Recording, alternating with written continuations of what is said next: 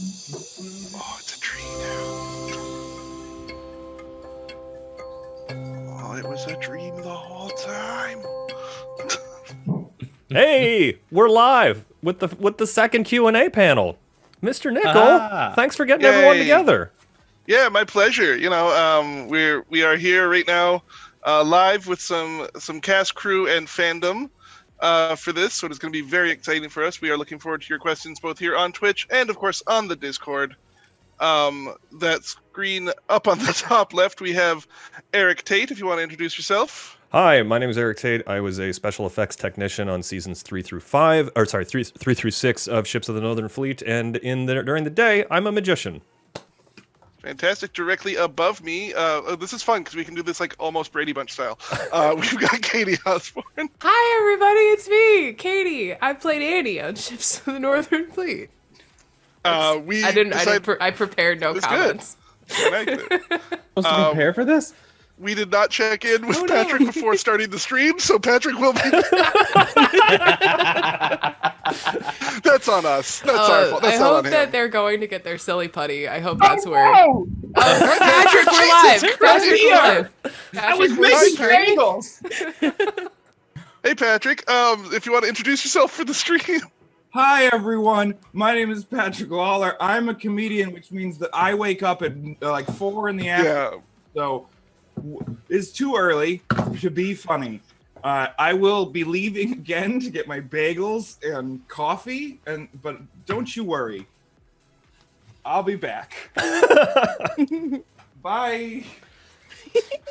The professionalism of the Sotnif cast is really. We are consummate professionals, if anything else. Consummate professionals. No. We are a delight.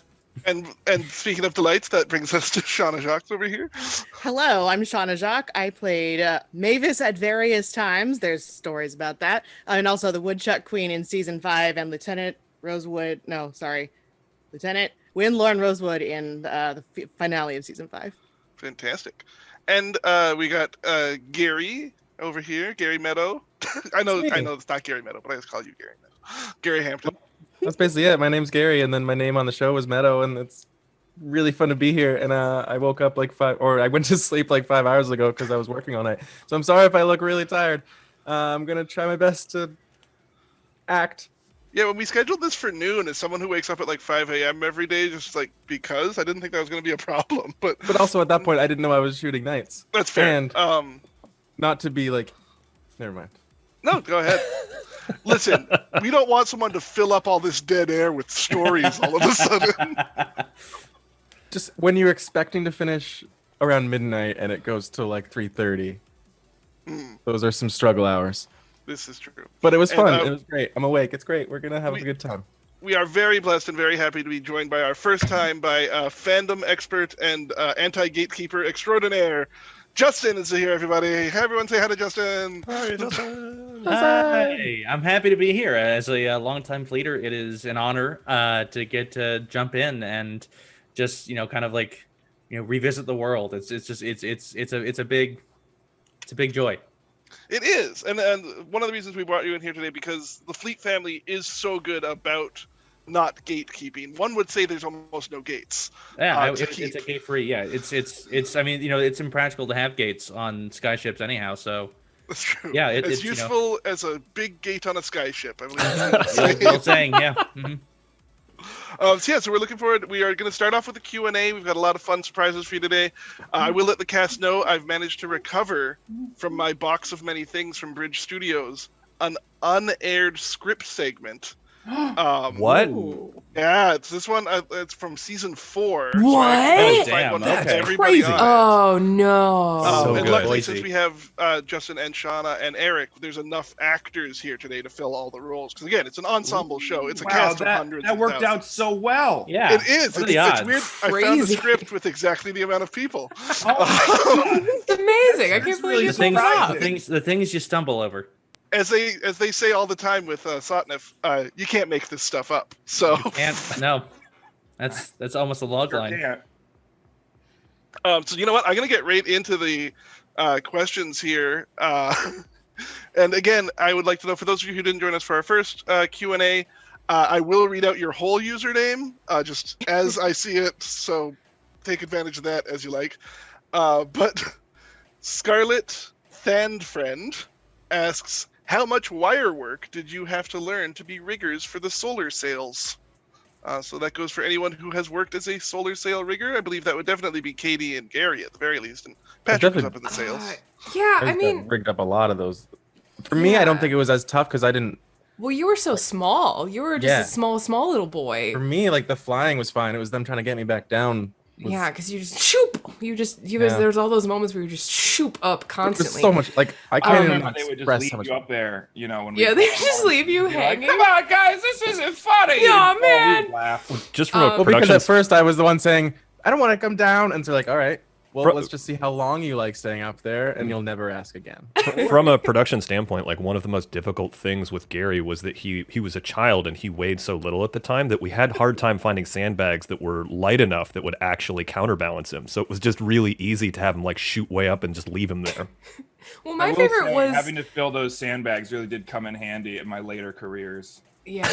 Well, my favorite was Gary. Do you remember? Like, I don't remember. I think it was like season 3. It had to be like middle of season 3, because when you wound up being Peter Pan, and then you were just like, were like in school being Peter Pan. You're like, I got this. Like, and nobody knew why you were so good. Like, I love that. I thought that was fantastic. Oh, that was like Hook was one of my favorite movies growing up, so that was like such an honor. I see you. I see Logan. Oh, Logan's Logan's coming. joining us. Logan's look, here. Excited But dude- to join us, who has absolutely no good excuses for not being here on time. Yeah, name one good excuse that you Not could a possibly be single late good for a Q&A, excuse. Logan. Yeah, like a state you live in or something. The weather. Oh, hey, thanks for the sub, Benji. Benji just gave Katie a subscription to the channel, which is Hey. I'm so excited to be here. That's fine. I'll take it. Also, so while we have someone who's a fandom expert, Justin, as we're on the subject of solar sails here. Yes. So, because a lot of people, in the same way that they misinterpret like a TIE fighter's wings as not being the engines, and they interpret the solar sail as being a solar panel and not the thing genuinely Right. driving the ship. Yeah, it was an interesting thing, and I think it was a bold choice to not get into the like science of the solar sails for like the first 2 seasons. And like there's multiple references made. There's that entire episode near the end of the first season where the main sail gets punctured, and the ship nearly like gets grounded for a while, and they kind of explain it away as like, well, what if it's cloudy? What if it's, and like they kind of talk around it for a while. Mhm. And it always kind of interested me is like how much of the science of the solar sails they had like going into it, or if they just kind of like figured it out as they went along. And it kind of rode that line of like, winking to the audience of like, we don't really know how it works either, but it's what makes the ships go. But Yeah. I love them. They're iconic. You can't think of a ship without thinking of the solar sails, but I always like, Right. we got those like Monday morning quarterbacks trying to like Mhm. re-science the show. Like, we'll just aim the photon cannon into the solar sail. Like that's not infinite how it range. works. No, that's not. They just a don't run on photon. photon. It Yeah. takes more. It's more complex than that. It has different electromagnetic wavelengths that have to in order to power the ship. It's not just photons. Otherwise, anytime the sun came up, the ships would just like shoot off into the horizon. Like that's This is a question I have. Does anybody else ever get exhausted by how it's like photons became like the force just whenever the writers needed an excuse? It was just because photons. well. There was it around season 4 that there was that kind of writer's strike, and so they had to bring in a few new writers, and that at that point the solar sails were so integral to the plot, especially after the season 3 finale, that they like had to make a point to reference them every episode, but not in any way that they had been used before. It's like, oh, we'll just have to raise the solar sails and we'll be able to outrun the Necronauts. And it's like, well, that wasn't how it worked in season 2. Why is it all of a sudden? And then like no explanation. Yeah, they just It's like really- completely ignored the neogenic converters that the Necronauts had. Yeah. Yes, And it's- thank you. I'm just It's really this- upset it's- every time that, like, I think back on it, because what happened was they would tell us one thing Like if I had questions about a scene, I'm like, oh, well, why does that work? Why does this work?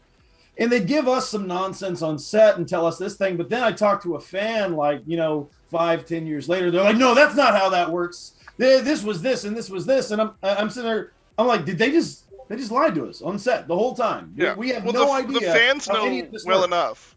If one of us found ourselves on one of these ships in the sky and had to like communicate her down to a fan, they could get us through room by room on the thing. That would make a great scene. It's an idea. True. I think Katie would love that. I would be delighted if that were to happen to me, so it's fine. Patrick, who has gone full seagull. Thank you again, Patrick. This will be a fun one for you. Over on Discord, *Z, hyperblocks X, all one word. All cast. What is your favorite glurp moment? Yeah, fuck yeah. Talk about me. I mean, mine's really easy, but Gary, do you want to go first? I don't swear. Mine's pretty quick. It's just, and you'll all understand exactly what I mean when Glurp was trying to be a little more caring to Meadow, and he said, "Swiggity Swaggety, I am your nanity." That was a really good one. That's solid. Clearly, I wasn't cast as Glurp, but No. the voice is somewhere in there. I mean, I think mine had to be probably the season 2 arc where Annie and Glurp got to be like actual friends because they had such an antagonistic relationship for the first half of the season. And then after the dilithium gel, arc, like they really bonded over that sort of like adventure and like trying to like solve that problem together. And I thought it was really interesting because like the show always kind of presented Glurp as like this very like lovable antagonist. And I loved that they put Annie into that and they said, okay, well, Annie's gonna like see the good. And it was challenging. It was really challenging to like shift my character and suddenly like take this character that I was like supposed to not like and be like, oh, I guess we're friends now. But I really thought like, especially like into like season 3 and 4, like it really drove the narrative of the drama of these two characters really caring for each other. And I thought that was really special. Yeah. She said to silence. Thanks, Patrick. Well, God, I mean, if we're talking about season 3, there's of course the iconic season 3 episode where we find the like island of the war gobblers, and like we kind of get like it totally justifies everything about Glurp's character like up until that point. And it's like there were times like I think personally, if I could just say this, Patrick, I think there is no credence, and I am not one of the people who is like, oh, Glurp is just the Jar Jar of Ships from the Red Fleet. Like, no, you're not. Okay, Glurp had meaning and intention, and that episode in season 3 fully paid off, and I think really kind of set up Glurp for his big moments in the rest of the series. Well, my favorite of those big moments, where I really became very attached to Glurp as a character, was actually in season 4 for Annie's memorial with that beautiful ballad that Glurp sang. Oh yeah. Patrick, do you remember that ballad? That song makes me cry. I don't, because of all the brain damage from playing Glurp. That's fair. Also, the makeup was according very to toxic, studio notes, a lot of times the singing voice for Patrick wasn't actually Patrick. No, Yeah. it was actually Celine Dion. Yeah, and that's how we're hitting those notes. It was a pitch down Celine It's the Dion. It's the vowels that kind of gave away that kind of French Canadian pronunciation that you can really kind of hear.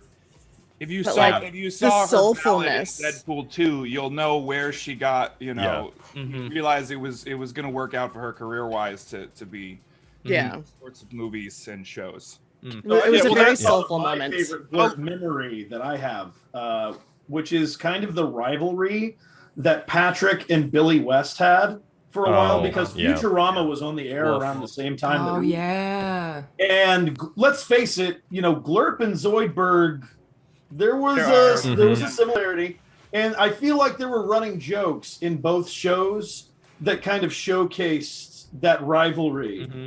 Well, they were openly trolling each other. Yeah. Like, Yeah, they were there doing was- at there some was- point. Yeah. I feel like it did kind of feel like a weird line cross where that one episode of Futurama where Zoidberg was just like, hey, I hope this Glurp guy fucking dies. It's like, that's weird. Yeah. to Especially because say. they didn't like, swear also- on TV usually. Yeah, they didn't censor it. That was the weirdest part. It's so Was weird they just when let they that fly. drop that F-bomb on. And he just looked right at the camera Yeah. for it, which is like, that's on its own. I'd like. Yeah, I it's just- actually, I'd will always say Celine Dion wise. Oh, Yeah. go No, ahead. I was gonna say I'd always suspected that like there was a Futurama mole on set because of like how Patrick used to look at people who like made jokes about his prosthetics and be like, "Your joke is bad and you should feel bad," and then That's that showed up in the right. show. That was a Zoiper thing. Yeah, Ouch. Yeah. Yeah, I said I- that first. A lot That's of what folks, that guy was doing on the phone that day.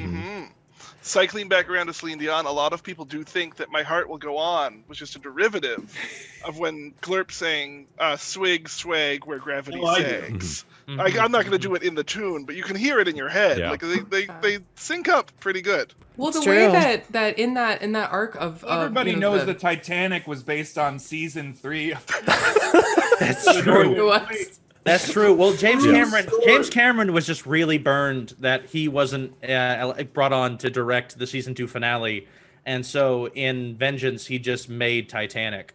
who was the I mean, makes who was the sense. gaffer Justin, you that might used not to realize like? this. You Sorry, guys okay. remember when he What? even poached our guest star, Leonardo DiCaprio, fresh off of his other sitcom. Yeah. Well, I mean, I gotta say, like, no shade to James Cameron. I respect him. I respect him as a director. He's been wonderful to work with. But like, I mean, really and truly, like, so season 2, like the ship, and then the massive, like ice caves, like that whole thing, and then like he comes out with Titanic. Like we get it, James Cameron. Like Yeah. we see what you did there. We know that you're mad about the ice caves. Like I don't know. I just thought it was like a little derivative, maybe. I don't know. No shade, though. No shade. Well, at this point, we've kind of got to accept that, like, ships of the Northern Fleet was so big for so long, like it's kind of worked its way into just about Yeah. every part of. It's zeitgeist. hard True. not to be derivative of Sotnev, really. Right. I mean, it's like an series. It's just like everyone who is anyone in the last 20 years has at some point cribbed from Sotnev. It's like you can. What's you can your look anywhere. favorite? Because I know that you are so invested in the fandom, and I am. you're like the expert. So like, what's your favorite like weird one that you might not know about?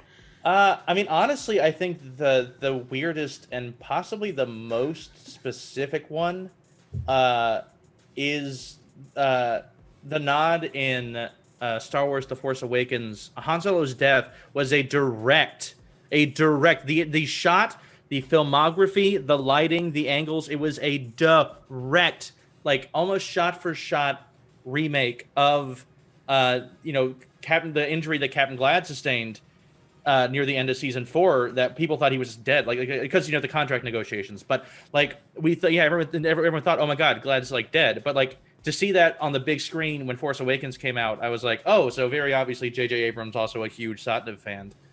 Thank you. I mean, it's Yeah. my understanding that he has a Sotnev tattoo. He just hasn't shown it to people. Oh yeah, well that's Yeah, what he I've always. seen It's it's on his shoulder. Because I've seen it. Yeah, I was Yeah. like, he was like flashing that shit when he Yeah. was on set. He was flashing Yeah. that shit around I to mean, anybody. you who see would this look. logo, and you're just like, well, that's Yeah. that's the best I was thing like, ever. You gotta put He it on also something. has a Glurp tattoo, but he doesn't show most people that one. Yeah, no, Goddamn that right he does. Yeah. You know, one of my favorite I Glurp. totally agree with you. Can When I I- saw that scene in theaters, my wife just kind of turned to me and went, "Oh, really?" Mm-hmm. Yeah. There's a lot of there's some really obvious nods in a lot of movies and TV, but there's a lot of really subtle things. Like I know Katie's partner is a props master, and I work in This is true. the industry on sets. And even just a few weeks ago, I didn't even clue into it, but like I sent a picture from set of a pirate ship or like a ship that was on set of the show I'm currently working on, not even realizing it was a ship's reference. Mhm. Or a Oh, and I fleet. picked it up like that. And then Sounds on that right thread. away, Mr. Nickel is like thought that I was showing it for that point, but I was just kind of showing it like, oh look, there's ships everywhere. It's like, no, look at that mast. That's our ship. So even That's modern crazy day how, stuff like, that's all happening right now. books are just references to our show. Yeah, I think. Okay, look, I'm just gonna go ahead. It's a controversial take, especially, and it's a touchy subject among the fans. I think that one of the bigger snubs was after the show got dropped after its 5th season, and almost immediately the Pirates of the Caribbean franchise launches off. I feel like, I mean, it's. Well, if you look carefully, they reused a bunch of our stuff. Look at friggin' Davy Jones. His design is just glurp. His design is just glurp. Sure, the design, but everybody knows that Jack Sparrow was obviously just a bad drunk glurp impression. That's also true. I would argue that it was a bad drunk Vlad impression. Yes. Yes. Like it was like they took Vlad as like Sparrow, but it's like they took all the charming parts of Glurp and they were like, how do we make Davy Jones charming? Well, we can't, so we're gonna split them into two characters, and it was just so derivative of both Glurp and Vlad. Too much charisma. Well, everyone knows that when Glurp got drunk, he then was insulting Vlad.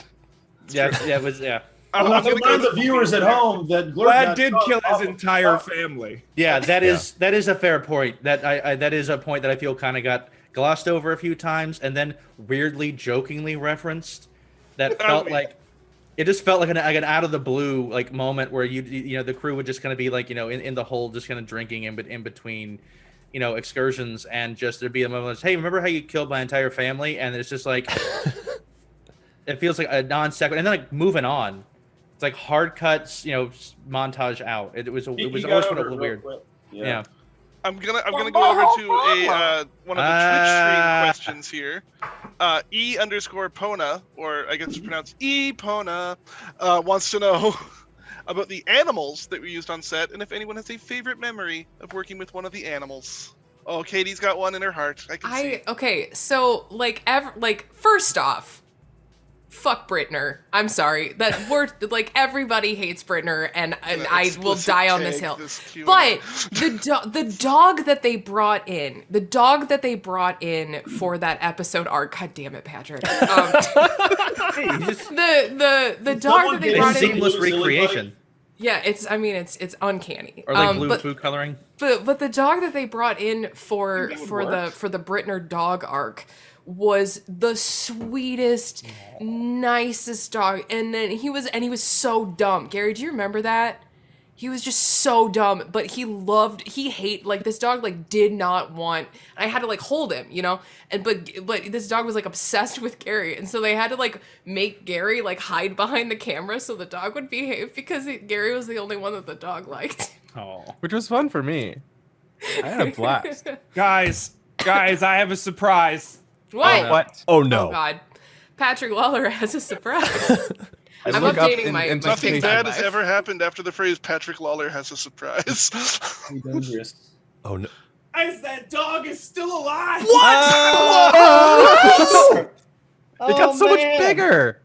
Wow, Patrick! And it obviously loves being held. Yeah. Just now finding out about this? You can see. How long ago the show was. The dog is still alive. That's impressive. You can see the recognition of Gary in the dog's eyes, even over a video chat.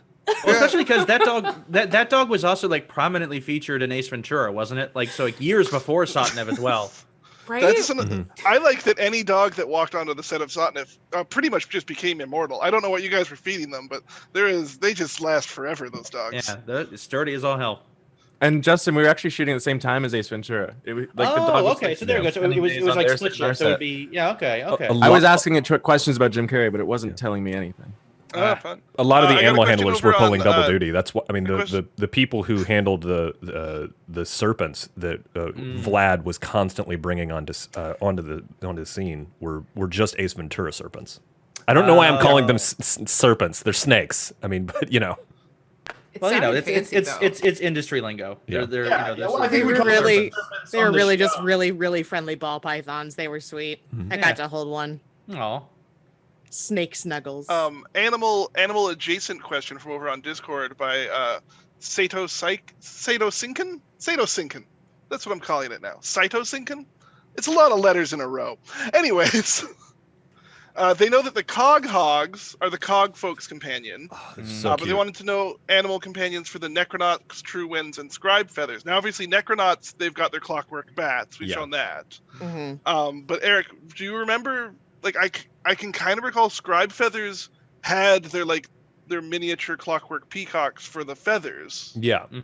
Yeah, well, the cyber peacocks, as we called them on set, that was an interesting mix of practical puppets and CG. So one of the things that we did was we actually had like green sleeves so that the puppeteers could actually go in and then operate the individual, like the little neck would be like here, but then you'd also have them like able to like flap a wing over here and move it around. Those puppeteers were extremely talented, and then when they were closing their fist, which is when you would see like the cyber thing would come down like this and like nuzzle its face into its neck, and that's how the plumage would come out. I still have nightmares about reattaching that plumage whenever anyone would pluck it off to then write something down. It was so you know. Ugh. Delicate. It was delicate work. Yeah, like, delicate. Delicate's the word. The show is going on to this day. If any of you were playing Animal Crossing, if you unlocked the Festival Peacock float, it's like a 1-for-1 of a Scribe Feather Cyber Peacock. Well, we had Gary on set, so we had to make sure to call them Cyber Peacocks because there were some people who were trying to make some jokes, but it just we could not allow that to happen around Gary. So, and like, besides, as an animal companion, Glurp for the true wins. Gary, you're on mute. Obviously, over there, we also had, like, the Cyber Gulls. Thanks, to, Katie. like, kind of match the Cyber Peacocks. Just up Gary, there. I was just saying that, like, when I was a kid and, like, those jokes were happening, I didn't even understand they were crude. There's those jokes that went so far above my head that I'm like, what are you talking about? Well, half the time when you Funny were for everyone else to solar make sails, those too. references to me, but you're just hanging up in the solar sails, looking down at people making jokes about their CCs. Y'all don't let anyone confuse you here. Gary is still a ball of pure innocence to this. This is true. That hasn't changed. That's still the same thing. I'm finding that out. The more I talk to you guys, the more I don't know. I don't know if I'm reverting, as I talked to Eric on our interview last week, I don't know if I'm reverting back to a childishness when I'm around you, even though you are too pure for this world. We must protect you at all times. Gary is the purest of all of us. Yeah. And speaking of purity, let's corrupt everyone with a bit of a question here from Benji030. Someone has to ask about the elephant in the room. Can you comment on the rumors about you-know-who's notorious offset behaviors? Oh, yeah. I was always curious about this too. No show is free of controversy, and you get your guest stars coming in for a couple episodes, and maybe they're living that pirate life a little too hard. Are they not talking I'm not going to throw. Are they not talking about Patrick going through his motocross phase? I thought they were talking about Olaf. I'm not going to throw Logan under the bus here, but I'm just saying, Logan, you helped a couple guest stars enjoy their time on Fleet. Yeah. Me and Robert Downey Jr. got absolutely tanked. That is an absolute. Just coming right out with it. Wow. That sure was a dropping. day. Yeah. That sure was a day. I mean, one of the issues was Logan had so many hiding places on set, and that we just never knew which one he was in. So periodically, he would like make a noise or like shout something, and then we couldn't. But the take was so good that we just had to keep it in. or he just snore. Yeah. My favorite was just opening up, like, we had all those like mech boxes that like we would keep all like the little like hand proppy things in, and you would just open them and just like tequila, just full like just bottles, just empty. Like sometimes not even in a bottle. If they hide tequila on set, then they shouldn't have provided me with so many pirate flasks. You ruined so many takes. Like, I would just be trying to get my spanner. I'm just trying to get my spanner, and I'm just like navigating through just tequila. It was amazing. Admittedly, I will say though that I know some. You only have so much daylight to shoot, and I know some of those takes did end up in the final episodes. But kudos to the audio people for managing to mostly hide the clinking bottle sounds as the cast waited across set. You can almost not notice them. Well, I think the writers were asked to address that because there was like an episode of season 5 where Annie was like replacing a lot of the gears with like glass spun gears in order to like justify all of the clinking. Yeah, they that were was all going bottle on. shaped. Yeah. There was. I mean, they did a good job that like they removed the labels. They weren't unprofessional about it. Like you can really only tell when like. It was like a special, like a Don Julio bottle or something when she like literally uncorked the one to attach it. But like other than that, pretty seamless. I mean, what I loved about that though was the fact that like there's so many times when the writers would bring in kind of like little nods to like our real lives, and like Logan obviously like was so kind and so welcoming to like all of our guest stars, and like maybe they would party a little bit, but like that was like a nod. That was a nod to like the good times that we were all having behind the scenes. And the writer's acknowledgement of that, and the writers like bringing in that like reality into this like fiction that we had created. That was my favorite part, was because it's like that's like why I think like we felt like such a family, is because we all had those little nods. Like Logan, that episode of I think it had to be season 4. That was just like do you want to tell the story? No, go ahead. I was intently listening because I don't know if I have that much memory left. I will clue you in. The red wine, the case of red wine. We talked about this last time, Katie. We talked about this last time. No. The other case of red wine.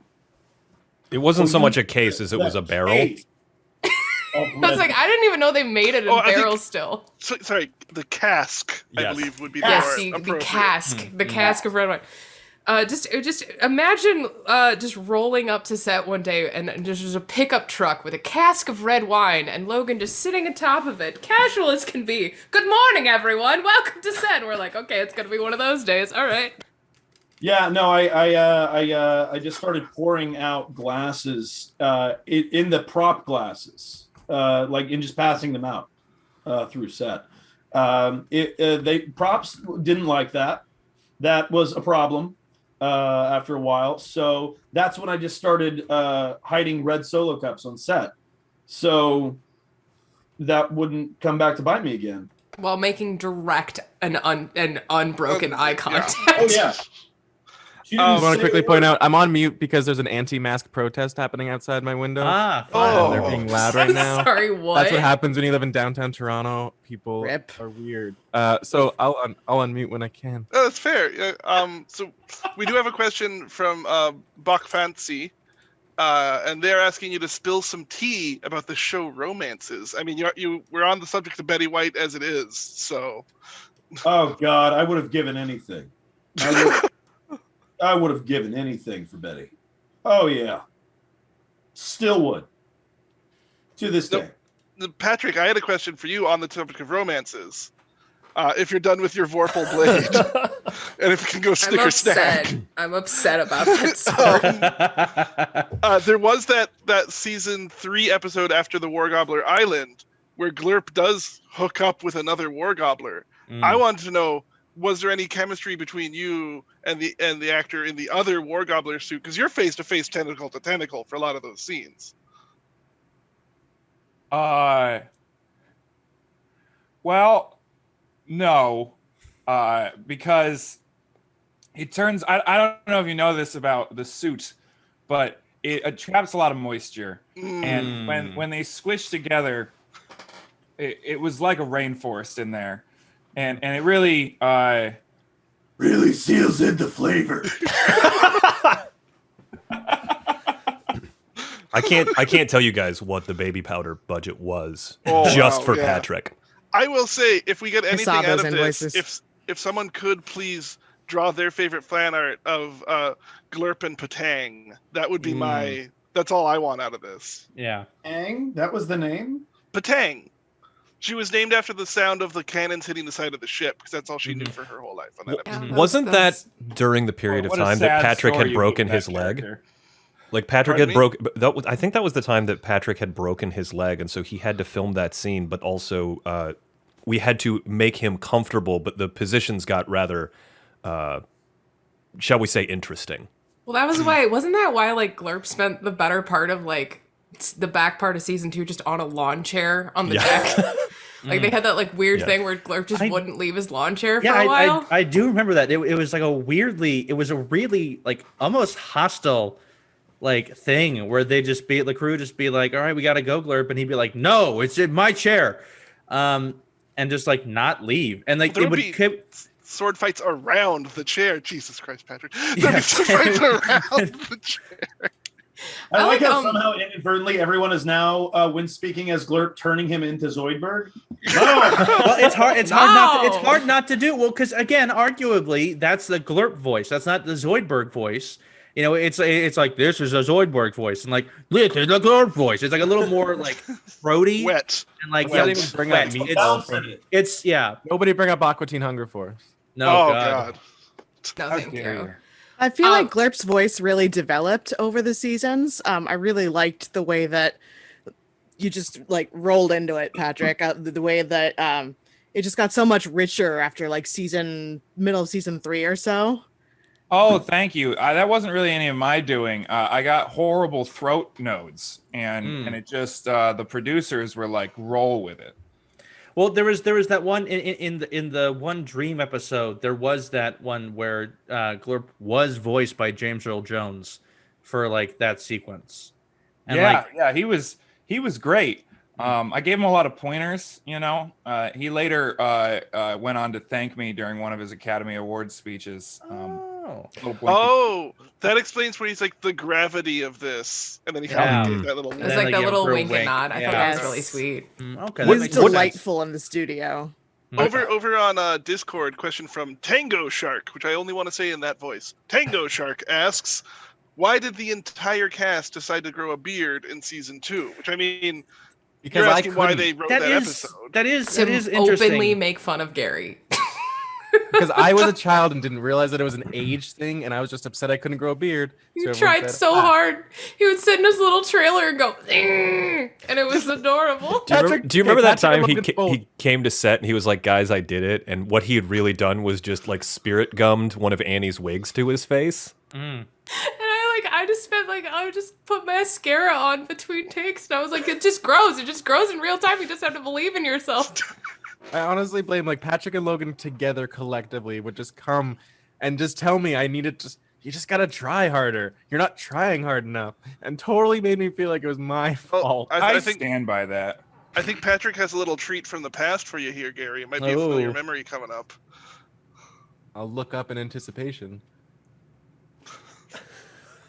Oh jeez. I was not expecting that to be as horrifying as it was. No, I was. Why does not it look ready like for it what has you a said. beak?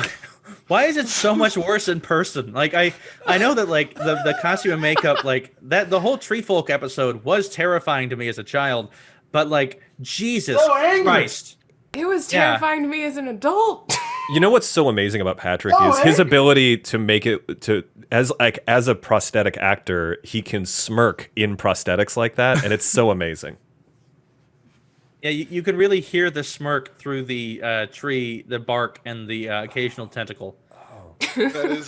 What most of you don't realize is that Patrick is actually above me, and the noises that are coming from up there are. Yeah. Horrifying. Sorry, I'm gonna answer this one for you right now. As Benji asked which scene had the most sexual tension, I think the scene we're in right now. This Yeah, one. this one Definitely right now, one. this moment. Yeah. Nightmarish. Yeah. I mean, the most sexual tension was that episode that primarily focused on the mechanical bats and the cog hogs, but that's a whole other story. That was its own thing. Yeah. Yeah, that really like good on Satnev for like honoring the fans and respecting the fans and trying their best to like in canon in episode answer a lot of questions that fans have been speculating on blogs.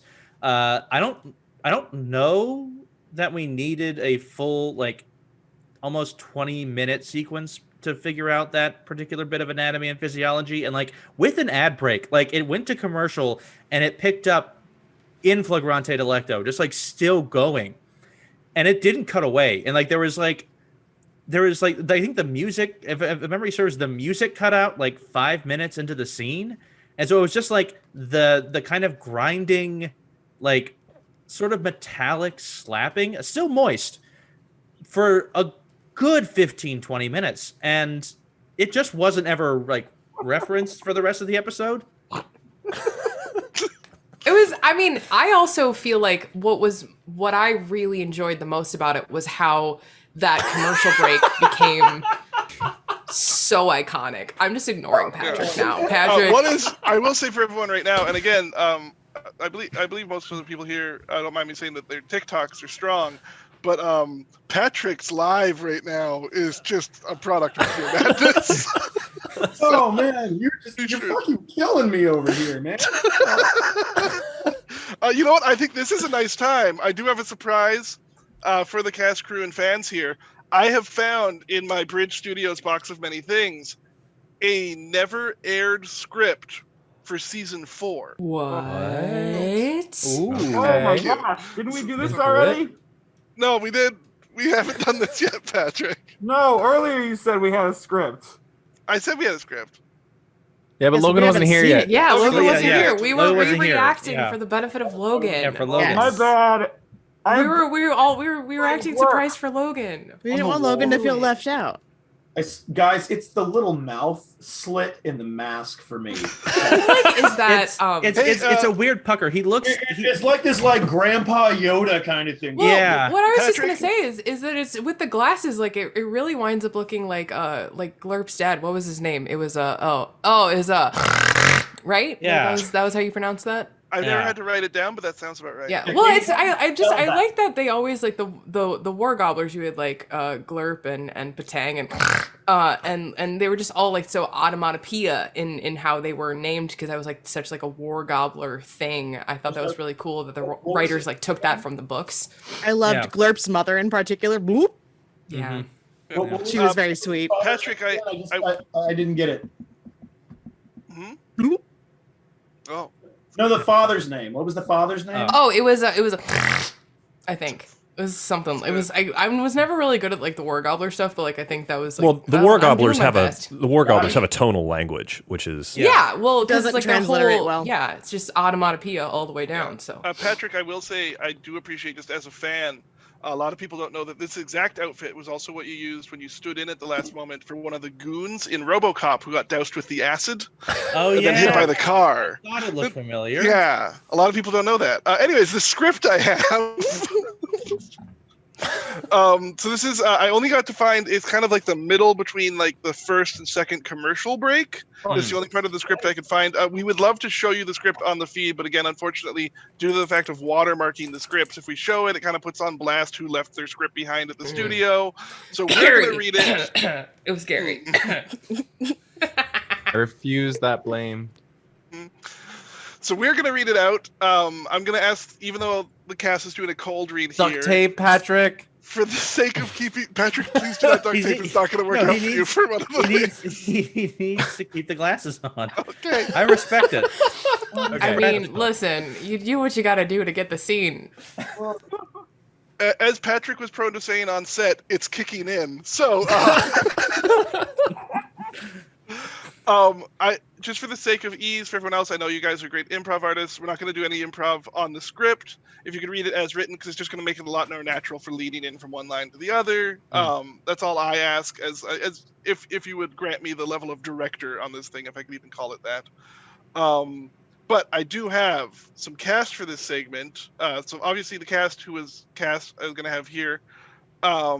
Eric and Justin, would you mind jumping in on a couple of roles here I've got for you? Yeah, sure. I'd be Yeah. honored. Okay, so I'm going to read out the cast list, so just everyone on the stream is up to speed. Playing Annie, the Chief Technical Officer, we have Katie Osborne. It's me. Yay. Wow. Hey. Meadow, the Water Systems Technician, Gary Hampton. Oh, that's very. Yeah. Thank you for the 1990s sitcom opening. That It was was nice. such a lovely spin. Playing Captain Vlad, the Necronaut Captain, Logan South. That's Glurp, everyone's favorite war gobbler, gravity invalidator, Patrick Lawler. Mavis, the ship's computer, played by Shawna Jacques. And then Eric, I'm gonna have you play Squawk, the biomechanical bird droid. Oh, Walks in this episode. yeah. Squawk's in this One of my Oh, episode. this is- favorite oh, yeah. characters. Oh, this is And fun. there is a role for a mysterious dark sky captain, Justin, if you feel up to it. Oh man. I'd be honored. Yeah, absolutely. And I will just take on the role of stage direction and script notes. So this is actually an annotated thing, so I can see the writer and director Oh. notes on this script. So I think it'd awesome. be fun for the audience to just read it out as I see them You here. totally Yeah, should. makes sense. Yeah. Oh, Adorable Clover wants us all to remember to drink some water because Oh, great. Thank Hey. you. Thank you about that. Oh God, Patrick! That's what you get for duct taping a mask to your face. Yeah, it's going to be really funny about halfway into the script. Okay. He didn't spill a drop. Horrifying. It's absolutely horrifying. This might actually be more horrifying than the actual glurp mask. Thanks, I hate it. I don't want it. Patrick is doing his impression of every long-term senator. That's amazing. He does look like he's about to filibuster. It's like, So about that script. Hey, Patrick, really quick, could you just tell me how the windmills aren't working? what are you going as? It's these windmills that are causing the problem. So what are you going as for I Halloween? will now and be Incumbent? speaking for 48 hours about this Green New Deal, which is causing the downfall of American society. God, it's like looking at it. It's eerie. As a Texan, I feel uncanny. right at home. I feel very uncomfortable. Okay. I'm glad Glorp So- never got LASIK. Yeah, we're gonna start in on the script here. Here we go. So end first commercial break. Recap in case for some mysterious reason that part of this script becomes detached from this part of the script, which would be totally weird. Meadow has been given a deadly poison from a Necronaut spy All right. found in the engine room. Annie, joined by Squawk, has taken over one of the lifeboats from the ship and steered it towards a mythical spot in the cloud known as the Darkest Skies, said to be a portal to a reversed universe that few dare tread. The hope being that if this universe is reversed, that the poison in Meadow will turn into some sort of curative. After the epic special effects of the first act, which I don't gotta tell you guys was gonna be Oh, they're kiss. amazing. Yeah. Oh, they're so good. Mwah. The battered lifeboat sputters out across a dark purple horizon. Exterior, the sky. The small lifeboat's steam engines sputter to a stop. The sky is a dark purple with glowing green clouds. It's beautiful and horrifying all at once. Dark Sky steam portal travel completed. Hull integrity at 65%. Interior lifeboat continuous. The lifeboat is in rough shape. Random beeps and boops and alarms stand out, if you'd be so kind. Beep, boop, beep, boop, boop, beep. Boop, boop, boop, bop, bop, bop. I helped. Annie has Meadow hooked to a medical base so Mavis can keep a clockwork eye on him. Squad! Chances of survival are low, Annie! If I could have one cog-clogged thing not telling me the situation right now, that would be just lovely. Annie? Annie, is that you? Where are you, Annie? Location inquiry. Response. Dark Skies uncharted polarized theoretical reality pocket. Danger. High. Charts. Unavailable. Solar sail gravity. Uncertain. We're somewhere safe, Meadow. Squawk! Save my feather-bolted backside! We're doomed! Squawk, squawk! A shadow falls across the windows of the small battered lifeboat. Bells and whistle begin to sound. Bells, Incoming bells. vessel. Collision unavoidable. Brace for impact. Better than a bottle of medicine. Bracing for impact is. If we're gonna go out, we should go out with a song in our hearts. Singing a sky shanty with my best mates, and also Squawk, is how I always dreamed of soaring over my last horizon. You start, Meadow. Meadow begins to sing their favorite song about fixing steam engines. After a verse and Meadow, chorus, do you need your guitar? Can you pass me my guitar, Patrick? Hold on. You ready? I'm ready. All right. Cat. 1,000% worth it. Oh, after a verse and chorus, Squawk and Annie join in for the next chorus. The lyrics and musical notation I don't think I did a verse and chorus yet. No, the lyric and musical notation are clearly marked on the script below and will be sung exactly as composed with no mistakes or improvisation. Song begins. Oh, we're on our ship and we're doing our best. We're gonna keep trying our best. We're on our ship. Hey, you're wearing that vest. I really like that vest. It's a great This vest. is not a shanty. This is just a song. I don't know where this went wrong, but probably because of gravity. Last episode. And then all together. Eh. Oh, we should sing it again, Meadow. It's better if we sing together. Because obviously you remember what you just said. Squawk wants to sing! Well, he rhymed best with best. He So. did. All right, do you want to try it, Meadow? Let's do it for us. Lead the way, Annie, please. Okay. I'm weak. We're on a ship and we're doing our best. It's not your We're best. so great that we're doing our best. We're also all Hey, look, wearing you're our wearing best. that Best. vest. Yay! Not a shanty, It's it's just a a song. I don't know where where we went wrong. Probably Gravity! Gravity. It's really good, Meadow. Hey, Patrick, you want your guitar back? Yeah. Oh, wait, did I just accidentally turn my video off? 1 second. I mean, why would you need video? It's not like you're doing some sort of gag. Right. All right, Patrick, We're right here's next to your each guitar other. back. Well, I'm curious how it turned around while it was doing that. It's Something the temporal temporal. vortex. Yeah, the The magnesium incoming ship has diffragmenters. arrived. The incoming ship has indeed arrived against the hull of the lifeboat, but no impact comes with it. In place of the gentle hiss of a pressurized gangplank pushing to their exterior door, which smoothly creaks open. In walks the familiar shape of the devilishly handsome vampire sky captain Vlad. Vlad, I thought we lost you in the Omega 13 incident. No, Annie, remember Vlad perished in the Battle of Rory. Captain Vlad's fierce smile fades to a soft grin. What is noticeable to a keen-eyed viewer is this Vlad has no fangs.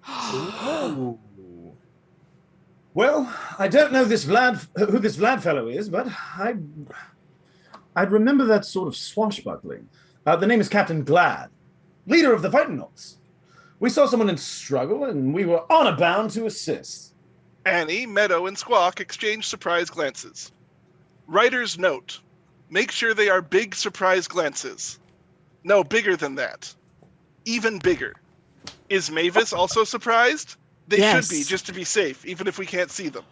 I know you're reading this thinking of a surprise glance, but really swing for the fences. Okay, 20% more. You know what? Vlad can look surprised too. Okay, I'm sure you're there now. Note ends. I'm sorry, the Vitanauts, not Necronauts? You must be new to these skies. The Vitanauts believe we have but this one spin around the skies, so we do everything in our power to make the brief flicker of our flames last longer and bring light to others. It is as my father used to say, there is nothing more important than kindness. It's really nice. Annie, I'm feeling confused, but I'm also feeling better. Confirmed. Health improving. Poison becoming an antidote. Unfortunately, secondary vessel impact is imminent. Squawk! Oh, you gotta be squawking me here! Collision rocks the vessel, the whole crew tossed side to side. Director's note: we will likely need to set this whole stage on a moving platform, as the cast is usually so bad at pretending to crash, they just sway side to side. Ooh, And a little bit harsh. Yeah. Well, that's Rude. what the director wrote down. We tried our best. A violent force pierces the lifeboat, followed by an explosive door opening. A voice from within the gangway shouts out. Captain Glad, once again your unending urge to save the suffering will be your undoing, just as it was when we trapped those scallywags in my unending maze of mirrors. We see someone entered the frame, dressed in the classic gold and blue of Captain Barnabas. But as the camera pans up, we see a stranger's face. A war gobbler's face. Only, rather than the familiar friendly blue tentacle visage, these war gobblers, as it is in the script, are a disturbingly shade purple. A second figure pops out. It is Glurp, but not Glurp. It's a hunched-over man dressed in Glurp's clothes, but without any of the face prosthetics. Director's note: if we can't get a celebrity cameo for this, I guess we can just let Patrick not wear 20 pounds of makeup for the day. Oh, it's so sweaty in there.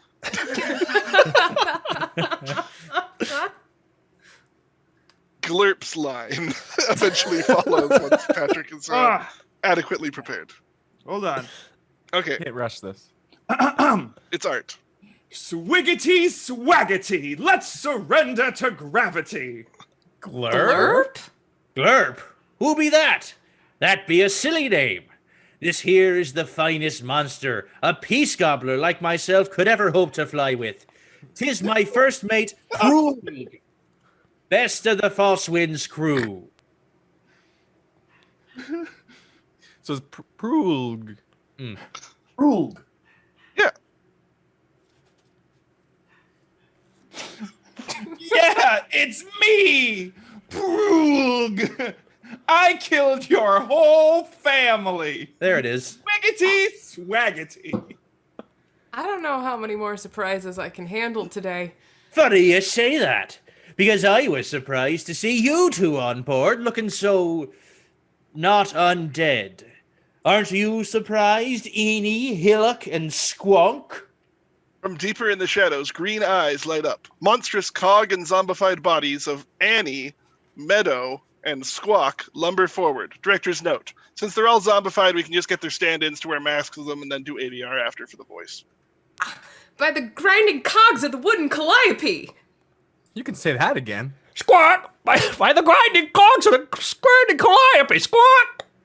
Thanks, Squawk. Captain Barnacle, you twisted monster. Taking a crew wasn't enough, but you used your false winds alchemy to breathe unlife back into them. How do you unlive with yourself? Oh, 'tis simple, you bloodless simpleton. You see, keeping me crew undead cuts down on the treasure take we have to parse out. I mean, what are they gonna buy it on? Boots? Well, I suppose when you put it like that, it almost seems reasonable. It's so terrible, like looking into a broken mirror of what fate could hold for us. Writer's note for director: as the undead versions of the crew speak, it almost sounds like they are only capable of speaking sarcastically. What fate could hold for us? What fate could hold for us? Hey, Squawk, hey, repeating is my gig. It's his gig. It's his gig. Swiggity Swaggety. I'm confused about who is who, and I want to commit atrocities. Well, there's no way to mistake this Annie for that Eenie? No way to mistake. Quantum entanglement detected. To avoid total depolarization of origin dimension, the life craft and contents must be destroyed. Self-destruct sequence initiated. Yes! Take us, you beautiful voice without a form. Sing your siren song and scatter our ash to the seven shores. Barnacle, you can't be serious. All life is precious. We must find a way to get these travelers back to their home. Precious. Life is precious. Didn't seem like it when I was... I used to be an entire orphanage of children, and then they took us apart atom by atom and then reconstituted us into this one form. I'm 27 children all forced into one. It's awful. Well, they'll never be alone. 3 of us are dead. This one last part of your Remember life. that, Cap? Aye, we all had a good laugh over what remained after that. Well, that's certainly not happening to me. Oh, it's not gonna happen to me, and it's probably not gonna happen to Squawk. It's happening to none of us. Young miss, you look handy with an engine. Do you happen to have, I don't know, some sort of exotic wrench explicitly used for fixing things like this type of situation? I always keep one right next to my microfilament platinum glue-on flinger. Ah, and young lad, you must know how to sit down and shut up, yes? I've been doing that since I could have Tui. Hey, are you trying to plunge that drag sink quantum poop Well, I'll be a cog ape's brass backside. Squawk, well, you already look like one. All right, I think I get the plan now. Meadow, are you strong enough to get to your post? Yeah, I mean, I'm tearing up a bit, but I never found a sail I couldn't fill with steam yet, Annie. That's the spirit, crew. We'll get out of this mess before you know it. Destruction sequence Wayne J. Pi 110 in 5 seconds. Pass me that Jim Bob Joji. 4, Button up your cog hog. 3.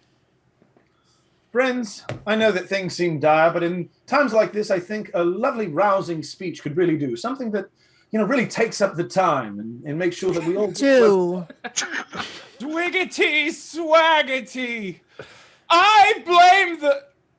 1. Scream hellfire and hallelujah, you scurvy sky dogs.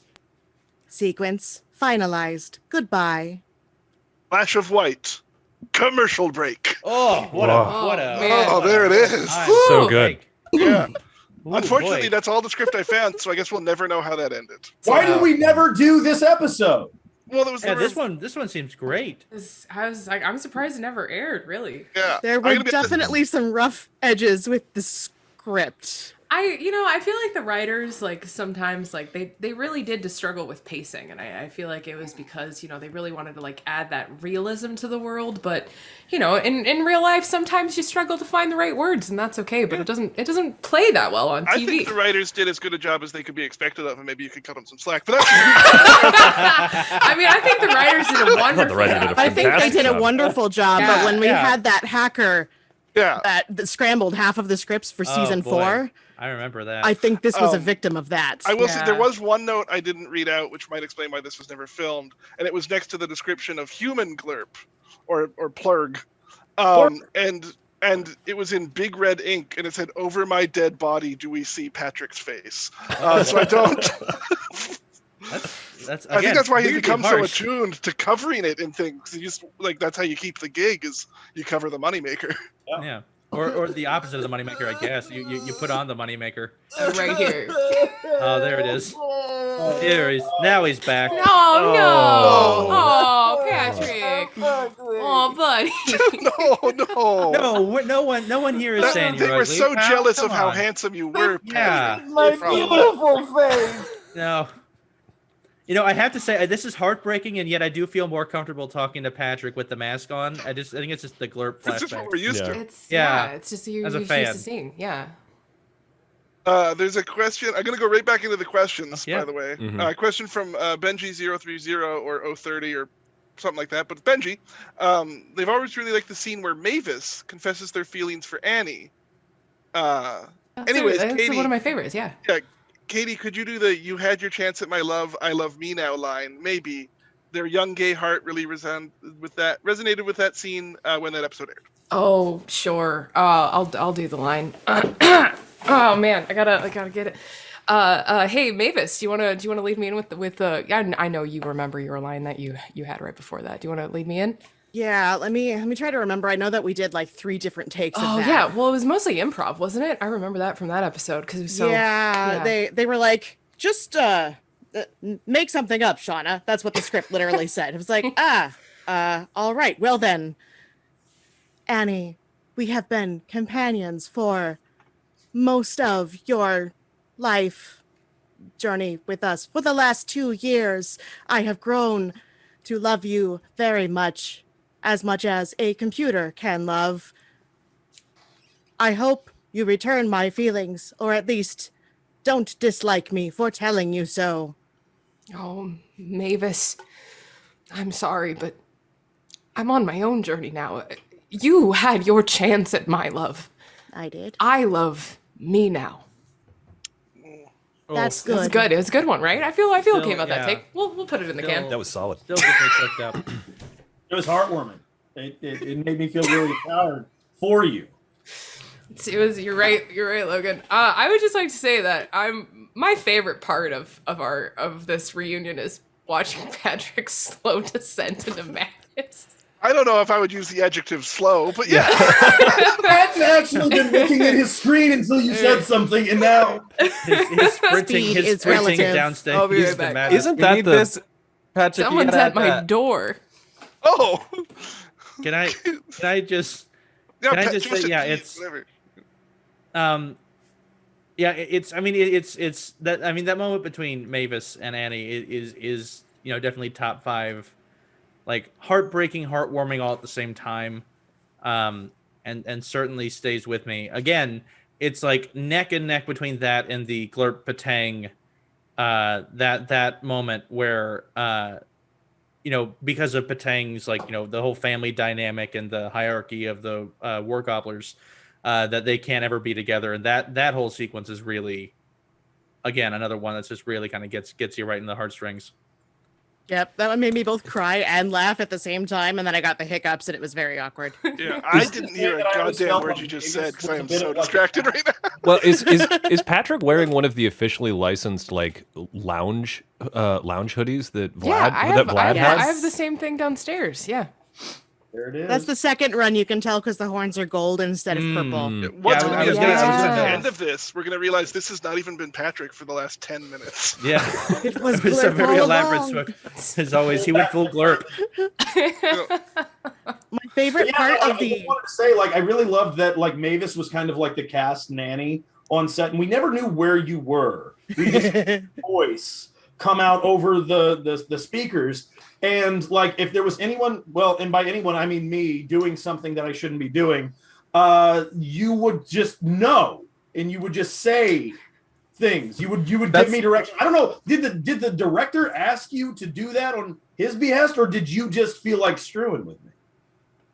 yes.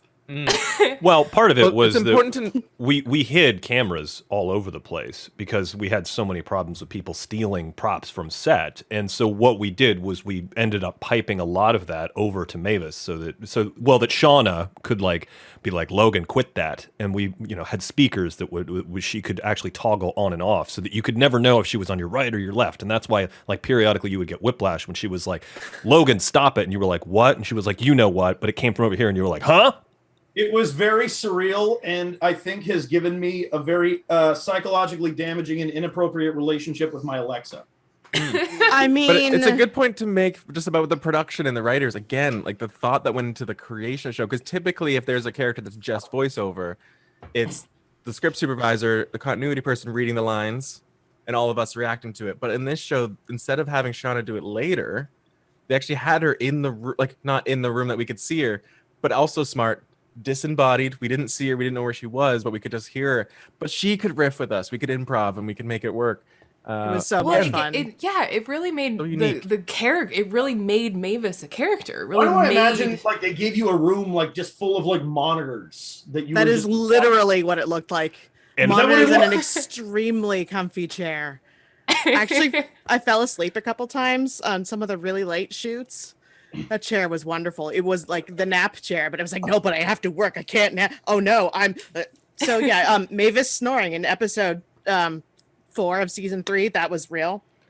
Well, a lot of people don't know this, but Shawna had the very first Keurig that was ever came off the production line because she demanded coffee on set immediately. Eventually, we switched over, giving her an electric kettle and a French press. But Coffee. Well, I is think love. Shawna could probably explain where the name. It wasn't called a Keurig at the time. Yeah. It was something that happened on set. That's where the name Keurig came from. Shawna could tell us all about that. Yeah, no, it was that episode in season. Well, so we kind of retconned it because it was planned for season 1, but then the actress they wanted to play the captain of the, I don't remember what the ship was actually called, but the cafe ship, Cafe Misto on the sea. I don't remember. Do you remember what the name of that ship was? What the I think you're was? right. I think it was Misto on the CO. I thought it was the Yes, and with Captain Serena Starbuck.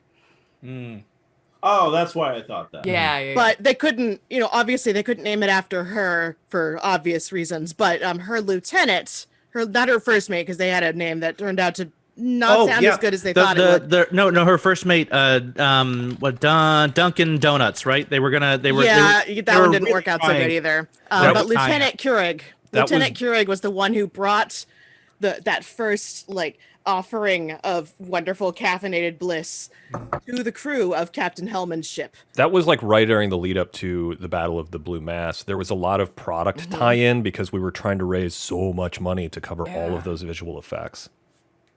But yeah, I got to try some really interesting experimental flavors. I got to say, bacon fig, not a good combination for coffee, as you might imagine. But there was a chocolate snickerdoodle one that was. Mwah.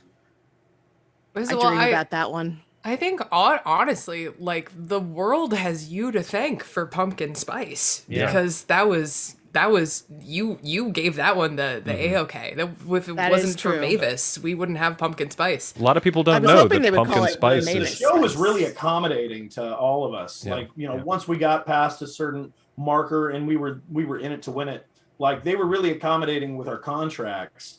I don't know if you guys remember season 3 where I got them to work on that bar on set. Mm-hmm. Yeah, no, and a lot of the custom barware that was made specifically for Vlad was actually at Logan's request. Yeah, no, it was really? all on my ship. It was all, like on the Demeter. Like we had the full bar set, and I wish I could have kept that. Like, we adapted a paint shaker for your martinis. A lot of people don't know that was a paint shaker that we just glued the inside of a VCR to it. Wow, the things you learn. Mm-hmm. What was that one blue drink you invented? That one was marvelous and fueled most of season 4, episode 3. Oh yeah, no. So I'm a big Star Wars fan. So you know how they have like the blue milk? Yeah. Mm-hmm. So I called it Banthacum. Forgot about that one. Gross, but the drink was great. Yeah. It was. Yeah. It was great. Yeah. There was also, I can't remember. There was one that you made with like rum and this weird like pineapple coffee liqueur. I don't know. It sounded really gross. And then I tasted it. I was like, what? What was in that? Do you remember? It was better when they stopped adding blue Curacao to it. That's true. Yeah. What'd you say was in it? It was rum and rum and this like pineapple coffee liqueur. It sounded really gross, but it turned out to be really delicious. Pineapple I think we just called that the Katie. Yeah. That seems, I mean, that was basically like, that was like my on-set drink. Like if I was going to be drinking something, which I shouldn't have been, I want to be very clear. I saw nothing. I started calling it One Night in Britner. That's what I started calling it. So. To this day, if you walk into any bar in Vancouver and ask for One Night in Britner, they will serve that to you. Yeah, it became like, it was like a little like local thing, like because it was like weird. That was when we were shooting in Vancouver, and so like that just became like the weird cast thing. So, but keep in mind, I was drinking a lot of the blue Gatorade and a lot of blue Kool-Aid at the time, and the one scene where we mixed up our drinks. Oh, little baby Gary! I believe I remember saying this juice is spicy, but this happened maybe more than once, and not necessarily by accident. No, I don't think anyone believed me at the time. Until Katie was realizing that her drink was a little weak. I was like, this is not the best thing and I was like, oh no. A lot of people bring up like season 2, episode 5. If you're wondering why Meadow was a little playful. Well, and it's interesting because over on the Discord there is the scullery and like the food channel, and so Justin, like I wonder if you can comment on like just like the run of like food tie-ins that the fandom found. Yeah, it was really interesting. I do think that the War Gobbler calamari recipe seemed a bit like harsh. Again, I think that was in that kind of like anti-glurp camp that I don't understand and I don't ascribe to. Again, Glurp, a very useful character. Thank you. You're welcome. I'm sorry. Yeah. I purposely haven't looked at Patrick for like 2 minutes, and I just want to put a small pause on here because obviously Patrick wants us to talk about it, but he doesn't want to talk about it. He was an understudy for King George and Hamilton. I was just gonna say that. He did come out in the Glurp makeup on the first night, and they just ripped him off the stage. They had to refund those tickets. Could you give us a few bars of "You'll Be Back" in the Glurp voice? I sure can.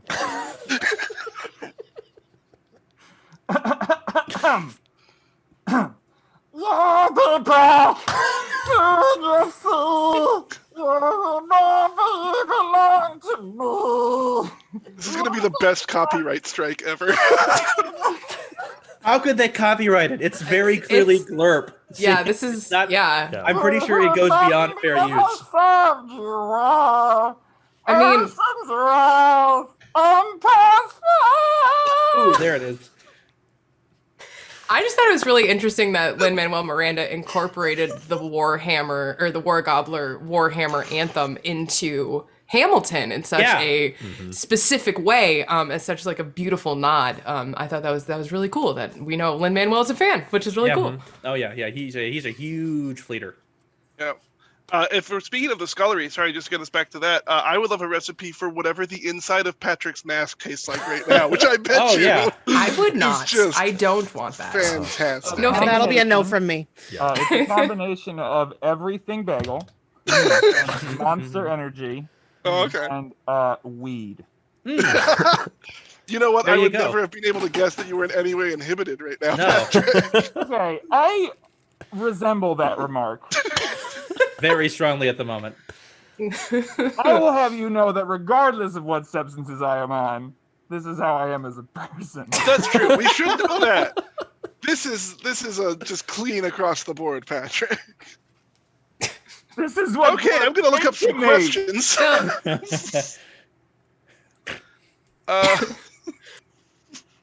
Wow, this is fun. I would like to take a note. You know what?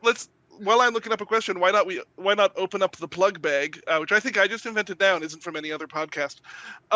If anyone does want to promote any project they're working on right now that might not be Ships of the Northern Fleet that people should know about. I mean, for ships, we do have lovely merch available on Art of Wear and currently T-Villain, all proceeds of which are going to charity. We've so far raised, my shirt sales have raised $400 right now, but other money has come in as well. If anyone wants to speak of that while I'm scrolling here.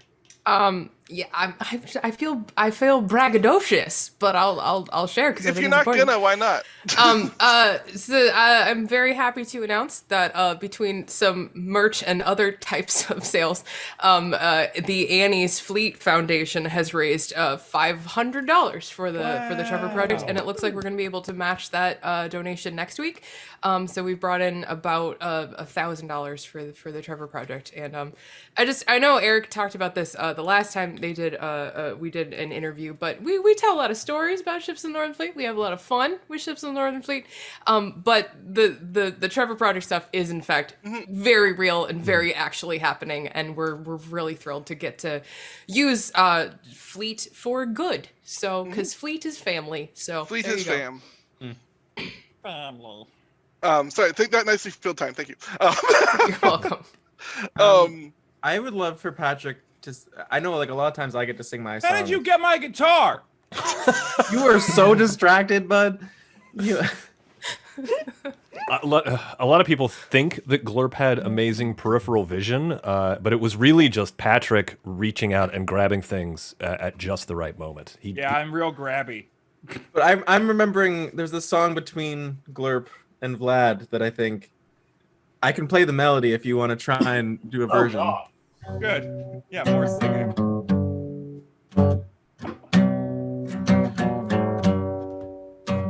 You killed my whole family, you son of a bitch.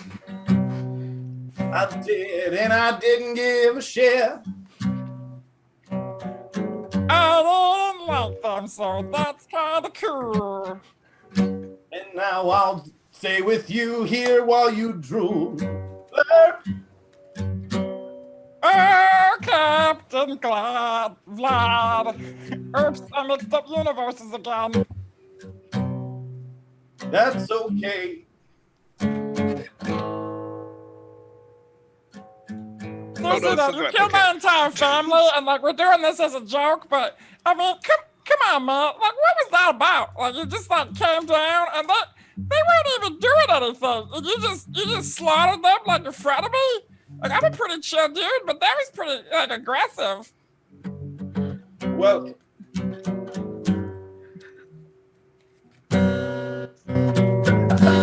There it is. Fantastic. Hey. And that naturally and in no way awkwardly segues to me answering a question that someone did have about the Trevor Project. Oh, there you go.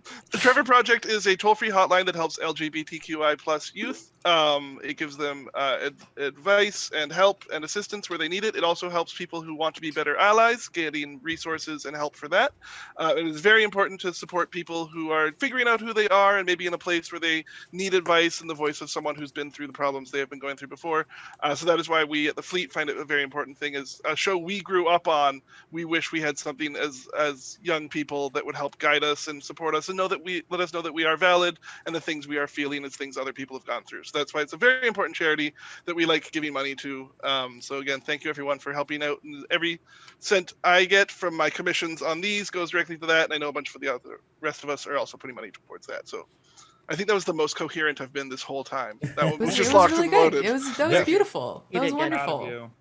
And with that, I'll go to Adorkable Clover. Speaking of giving things away, what's the coolest prop you stole? Ooh. Oh, I have mine. I feel like I show off the lines every time. You show off the lines, they're pretty good. I will say I found something in my big box of stuff. This is the line, and this is the one that Meadow whittled. Which is one of the Necronoc Mystic heads. Ooh, man. wow. Yeah, Does it still work? It still kind of works. Hold on, I can try to Yeah, it's just on the repeat mode right now. But wow. it still has the animatronics intact, but it's right now, it's just set for the background repeat action. Oh my gosh. Eric, you conceived of that repeat action, didn't you? You guys had to come up with that on the fly. Yeah, so we had a guy who, I think his name was Mario, and he was really big into Arduino controllers. And so, so what he did was that guy's he's so good. But he shoved an Arduino in the back of that and used he very quickly grabbed one of the mics from the sound techs and stuck it in there and paired it up with a speaker so that we could get that repeating just on the fly. It's fantastic. Yeah, we built it in like 20 minutes. It was crazy. It was wonderful. It was really cool. Amazing. I that one episode, I think it was season 2, episode 6, where we had to abandon ship for reasons. But y'all didn't want to leave without Mavis and put her on one of those weird little cog drives. Oh, yeah, they let me keep the nicest one. Wow. And it also makes a great fidget. It's not very quiet though, so I haven't been doing too much. Wow, because this microphone, that's the word, is very sensitive. So, but yeah, that's my favorite.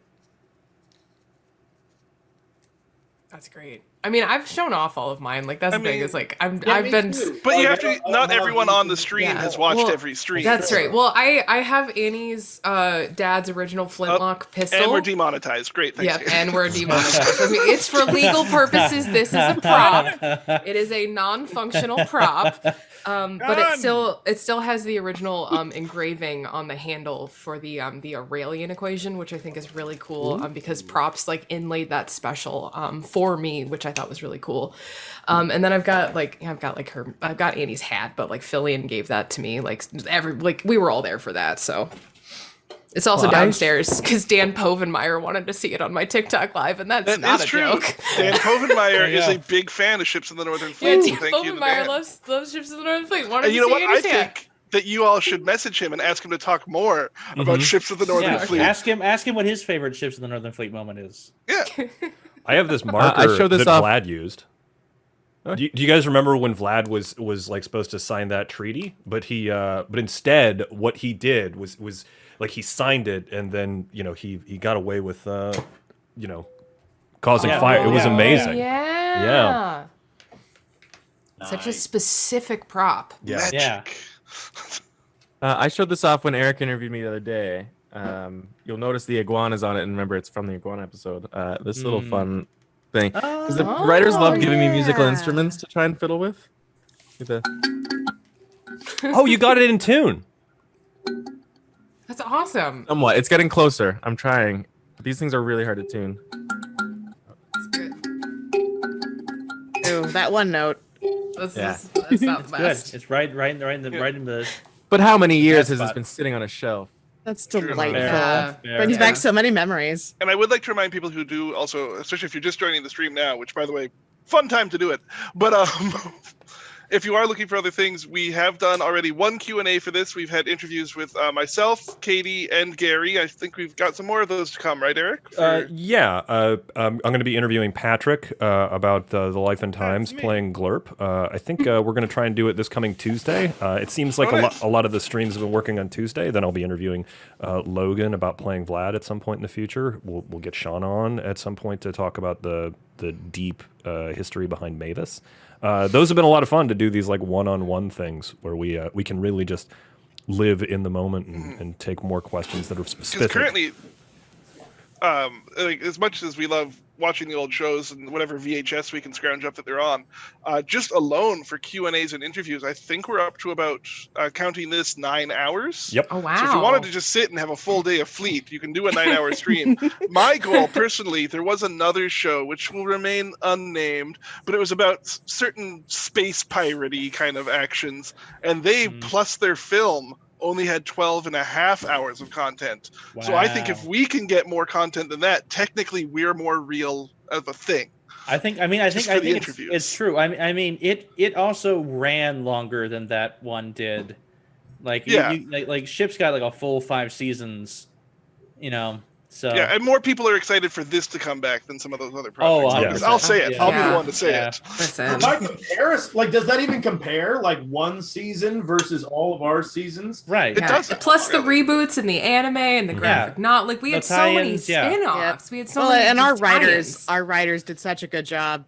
And if we had gotten a 6th season, their plans for that season were very exciting. Ooh. And I think this is a good time to shout out the fans and the people that have been hanging on the Reddit and hanging on the Discord and all our of our Wikipedia people who have been filling that in. They are beautiful monsters. Pages.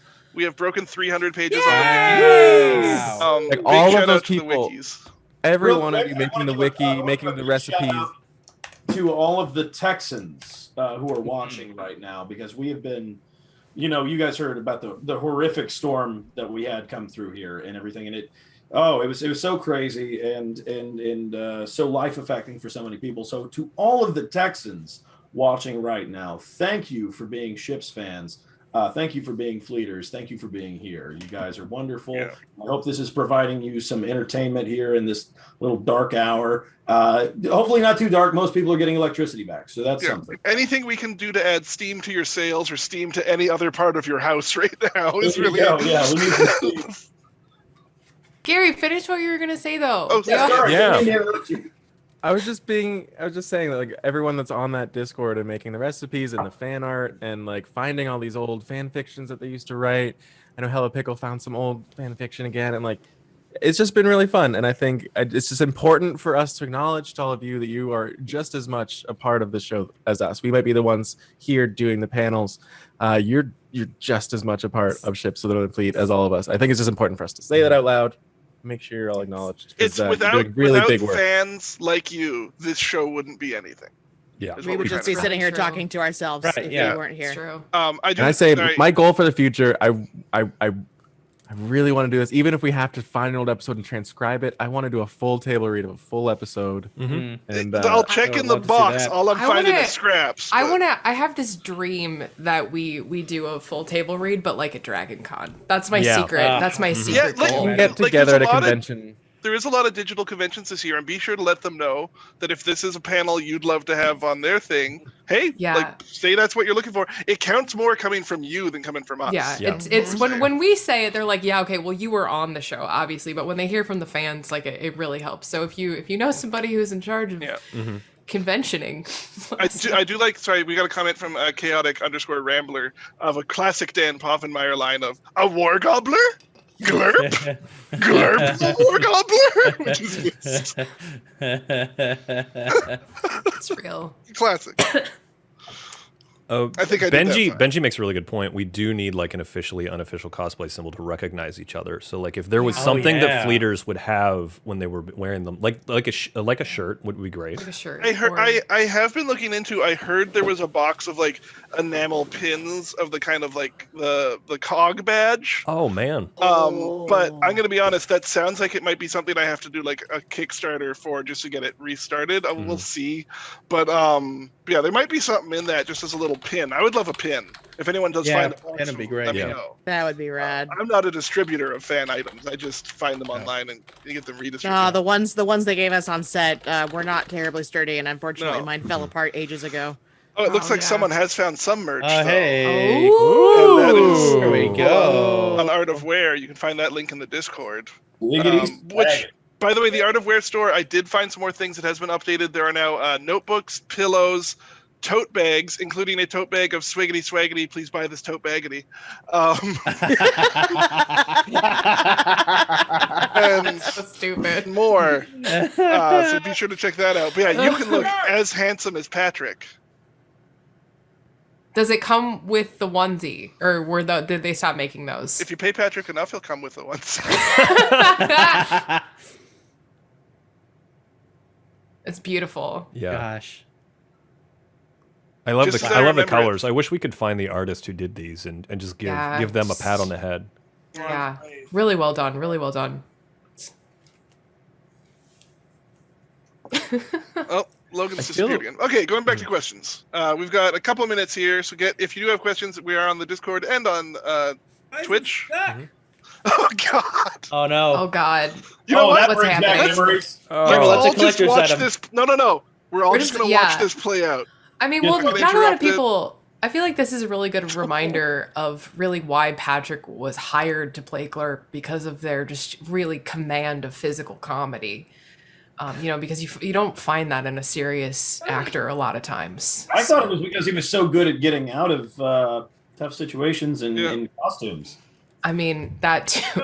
I thought it was because he was triple jointed. Also that. There are a lot of reasons why Patrick was cast. I like the magic trick where he went in with glasses and came out without glasses. Yeah, right? Yes. Ta-da! Mine, you can't steal that. I don't saw think. a question about fan fiction. Oh yeah. We can throw that to the group of just like, what was your favorite fan fiction you've seen of yourself lately? I know, Katie, you found some. Can fan I fiction. I Yeah. tell a real story? This is Yeah. a I real don't thing. know. That's a weird adjective to put before what we're doing I just right now. would like but to yeah. say, I genuinely, I went to school for theater. I went to college for theater. I have multiple master's degrees in performance because I'm unnecessarily fancy. There is nothing. There's show us up, nothing. Katie. Way to I know, show us up. I'm so fancy. No, I'm Katie. Oh, I finished my theater. I went. Yeah, Ugh, I didn't fit- drop out of theater school. Yeah, but like Ooh, there I is have there's feelings. Sorry, is that different? Thank you for coming to the Sotnif Bully Katie. This is really exciting. But there's nothing. There's no training in the world that prepares you for the day when you get a text message from one of your friends going, "Hey, somebody wrote fan fiction about you, right?" And you go, "What?" And then you go, "Oh yeah, there's fan fiction of my character." That delights me more. Like, I cannot express how much delight it brings me knowing that is a thing that exists in the world. Like, it's so funny. Yeah, I'm so glad that you're having that moment now with this, and I feel like you're having your moment now. Like, there's so much Annie fan fiction out there now, but you might forget just the first Sotnif fan fiction that was being thrown around the internet a while back when the show was on, which I haven't seen since. Vlurp. Oh yeah, the Vlurp, Oh. the The Vlurp Vlurp slash fiction Yeah. was. Yeah. That Yeah. I read There that. was a lot of artist renderings of Vlad and Glurp Yeah. together. Yeah, Yeah. don't be careful what you Google when you're trying to find, because like some of it is, I will say, surprisingly tasteful and well handled. Yeah. But if you're not careful and you don't have the right filters up, you can really find some I haven't truly seen it harrowing in stuff. years. I don't know if I want to see it again. Oh, I've got it bookmarked. I was so well. I'll To send you- Justin's I'll send- note, though, Yeah, I'll about send being you Isn't it on link. GeoCities? but about being tasteful, a shout out to Hello Pickle, to Natalie, or to Nat. Hello Pickle, Pickle Heart Books. Legitimately, again, weird thing to preface this, but legitimately, if you go to her website, there is she just posted a couple days ago fan Beautiful. fiction Beautiful of- fan fiction. Annie and Glurp, but so tasteful. Like it's not weird, it's not strangely sexual. It's like actually just really. It's really Nice. nice. I want to be very clear. I'm not ashamed. I read all of the fan fiction that is sent to me because I enjoy it immensely. I So do. I just Just realized saying. that between our fan fiction and y'all's fan fiction, there's like a weird triad going on there. Fans have a weird way of like cross sectioning that. Oh no, I've now spoken that into existence, haven't I? Well, as the saying goes, bit. once you go tentacle, your insides are benticle. So That's definitely Oh. how that That- goes. I can't tell you the number of Glurp knockoff T-shirts I saw that had that on it, and Yeah. Well, I've seen it at didn't- cons. Justin, this is something that you can probably speak to. Oh yeah. Like, Glurp is single-handedly responsible for Rule 34, right? Oh like no, the- it truly is. Well, it's because Rule 34 itself is actually, believe it or not, a Ships in the Northern Fleet reference. There is an episode, I want to say it is in season 2, where the Sky Judiciary, committee comes into play, and they're very exacting in what they're looking for.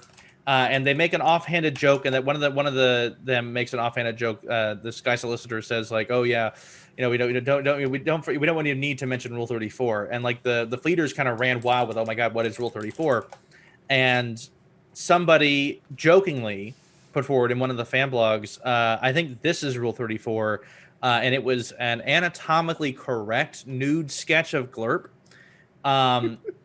And so for a while, Rule 34 verse just meant that. It literally just meant erotic Just so you guys fan art know, of Glurp. underneath the clothing, the costume I was wearing was accurate. Yeah. All 7 were present.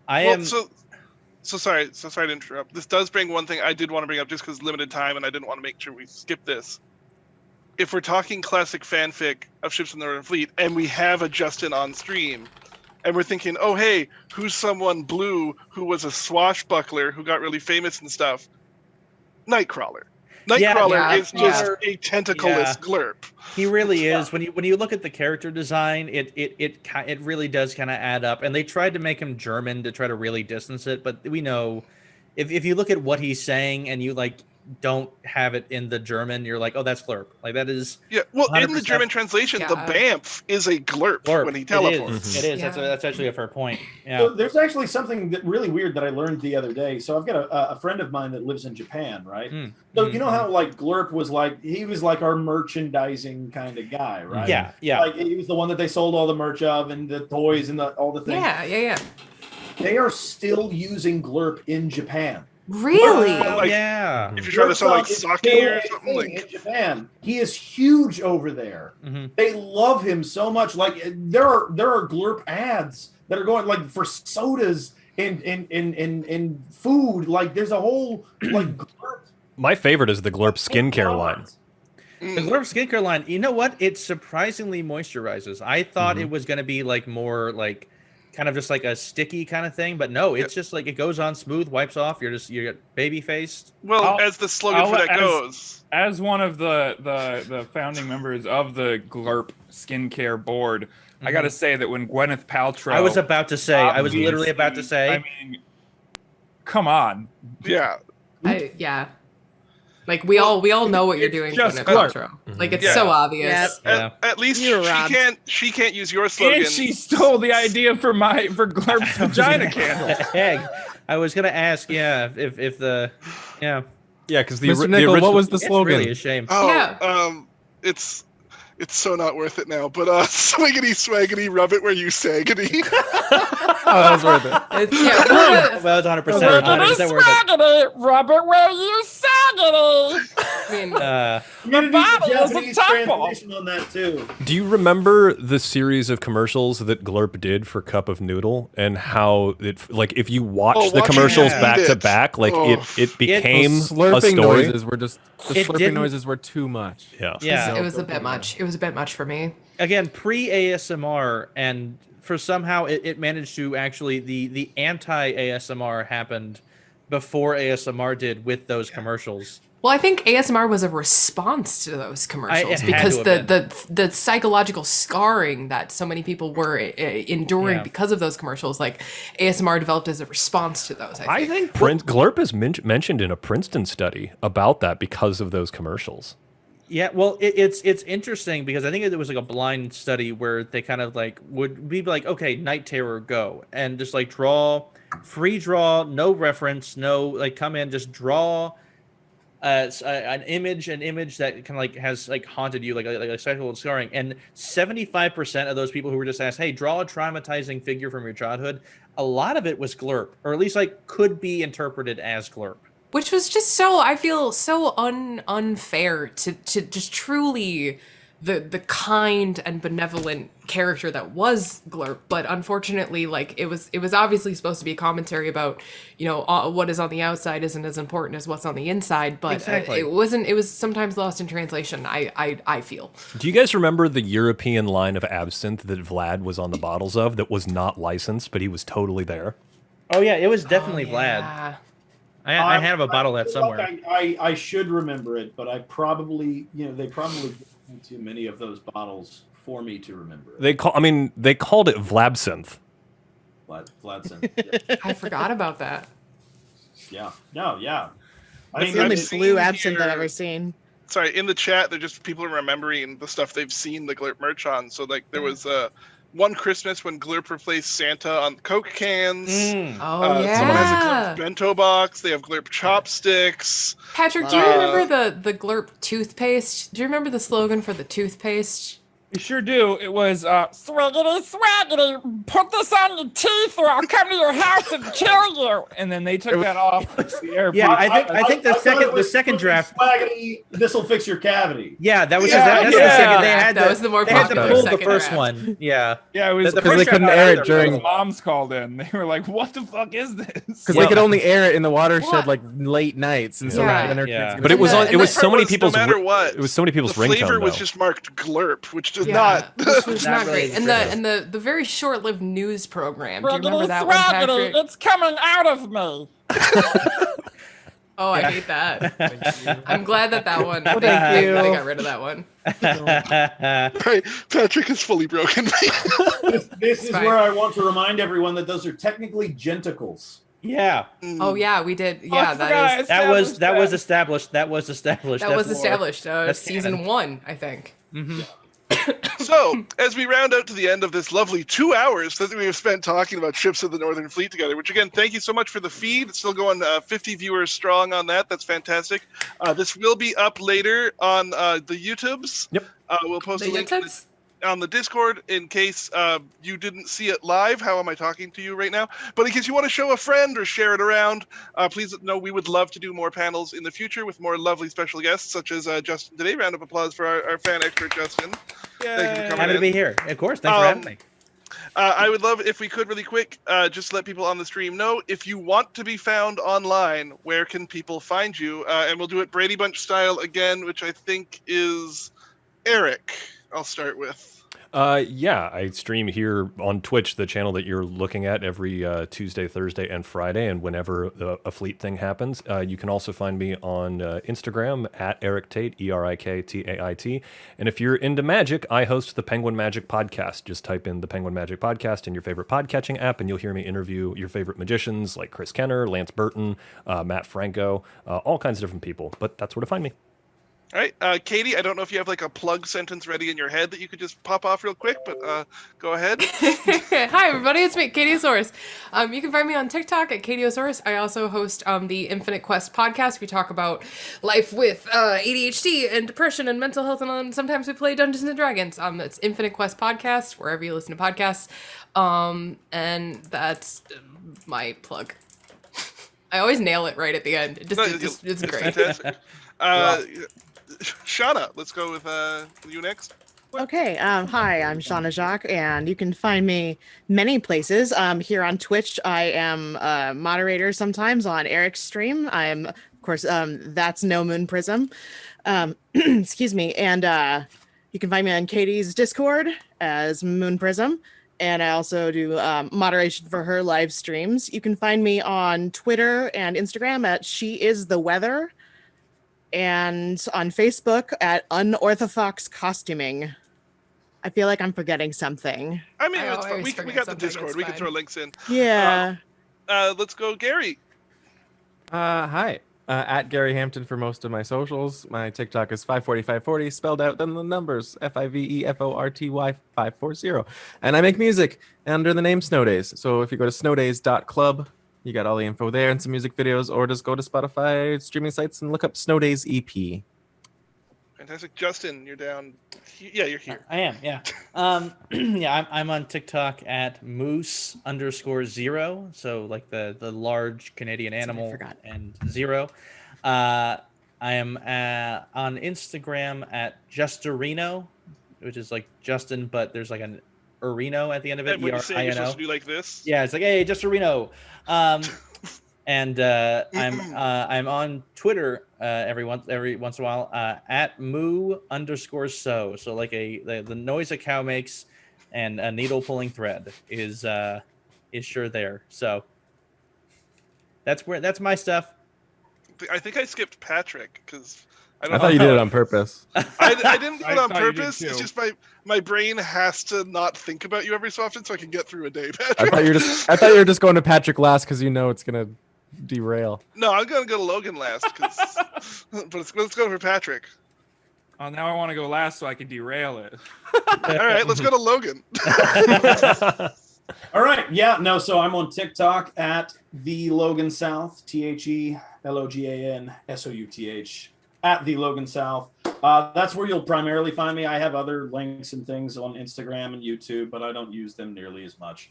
Just find me on TikTok, and if I do things with other things again, I'll let you know. Cool. So before I go to Patrick, just because I know that's gonna make my whole focus. Because again, Patrick, you're my whole world, bro. Aw, it was nice again. Yeah. Again, a big thanks to all of you for tuning in and watching. It is so much fun to do these streams with you. Your questions invigorate us, your activity excites us, and everything else you do just makes us so happy that we're fans of a thing you're a fan of. Again, any merch that comes out of the people you're seeing right here, I don't think I'm wrong in saying the proceeds will go directly to the Trevor Project, a toll-free hotline that helps out LGBTQI plus youth in need, which I think is a great cause. So make sure that if you feel like getting yourself a shirt, hey, money from that goes to charity. You're doing two fun things at once. And we'll be staying tuned, and I want to see all those shirts. I want to get tagged and everything on that possible. And with that, hey, Patrick, where can we find you? Hey everybody, I'm Patrick Lawler. I'm a stand-up comedian, so it's my name. That's what I go by. It's the same everywhere. I also have a podcast where I talk about the war I was in, because contrary to the everything about me, I fought in a war once. And that's called the War Porn Podcast, and you should go download it. I don't really care if you listen. I don't get those metrics, but if you could download it so I can play again, that'd be great. So, I think they like it when you like rate and review too, so that's good. Yeah. Oh, you could do that. Although, honestly, just download it and then delete it. I don't care. Just like I just want to see the number go up so I can feel like I have worth. I mean, I recognize those feelings. All right, I'm Mr. Nickel. You can find me at Mr. Nickel on things if you're looking hard enough. This has been great. We look forward to the next stream. Tune in Tuesday for that our very next interview with Eric. Thank you, Eric. And in the meantime, everyone, you want to keep the steam in your sails. You want to keep your eye on the next horizon. And I think we're going to end this with one big old updraft from everybody. Are we ready? Yeah. 3, 2, 1. Updraft! Now we're going to look at art. Hooray!